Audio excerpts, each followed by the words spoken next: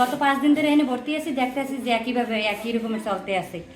এই ভাত দিলে তো তরকারি দেয় না, তরকারি দিলে তো ভাত দেয় না, 2 দিয়ে ভাত দিয়ে যায় কোনো মতে, তো রুগীর হয় না, এতে তো রুগীর বেশি অসুস্থ হয়ে যায় না খাইয়ে। তারপর তো তরকারি দেয় কোনো মতে একটু তরকারি দিয়ে যায়। খুবই বেশি দিচ্ছে আজকে তো 3 বেলার ভাত আজকে 1 বেলায় দিয়ে গেছে। তারপর তো বললো যে বেড়ে যাই বসো, প্রতিদিনই তো মারামারি করে ভাত নিতে হয়, এরাও ঠেলিয়া তারপর ভাত নিতে। আজকে তো খুব সম্মান করছে, বেড়ে যাই বসো, ভাত দিতেছি। যেই সাংবাদিক বেড়ে গেছে অমনি বলে ভাত নিতে আসছি, এখন দিয়ে যে ভাতের সাইজে কমে গেছে। প্রথম কয়েকজন একটু বাড়তি দিয়েছে। সেদিনের চাইতে আজকে সাংবাদিক আসার কারণে আজকে একটু মোটামুটি ভালোই ভাত তরকারি দিছে।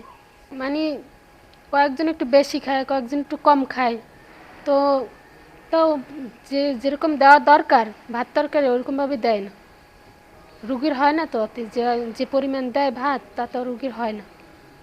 আজকে হয়তো সাংবাদিক আসার কারণে হয়তো একটু বেশি দিছে। ওই জায়গায় একজন বেডের রুগী ছিল, কালকে একটু ডাল চাইছিল, তাই কাছে ডাল কি দেওয়া যায়নি সবসময় বেশি হয়ে।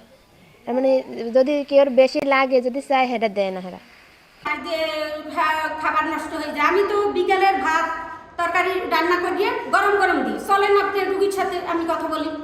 দুপুরের খাবার তো 1টার মধ্যে দিয়ে দিই, আজান দিলেই দিয়ে দিই, কিন্তু 2-1 সময় একটু দেরি হয় আমার সমস্যার কারণে, বুঝছেন? এই 2টার মধ্যে দিয়ে দিই। যদি যেদিন সমস্যা হয় আমি 2টার মধ্যে দিয়ে দিই। আমি কী করবো, কারণ আমি তো একা মানুষ, এখন জনবল নাই, আমি অসুস্থ। ভালো থাকলেও ওটা কথা থাকতে, এখন আমি অসুস্থ মানুষ, আমি কী করবো? কারণ বিকালের খাবার ওই 5টার মধ্যে দিয়ে দিই। আমি বাসায় যাই, আমার যাইতে আমি পিরিজপুর দিয়ে আসা যাওয়া করি, পিরিজপুর যাইতে আমার মাগরিব হয়ে যায়। কারণ সকালে যদি আমি এইখানে আসি, সকালে নাস্তা দেব, দুপুরে ভাত দেব, রাতের ভাত দেব, তা আমি কি মানুষ না?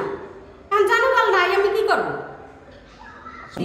না, ডিম দিছি, আমি বললাম না আমার ডিম দিছি, ডিম শিডুলে নাই। তারপরে আমি একটু দেরি হয়ে গেছে আসতে, এই জন্য আমি ডিম দিয়ে দিছি। মাছ দিছি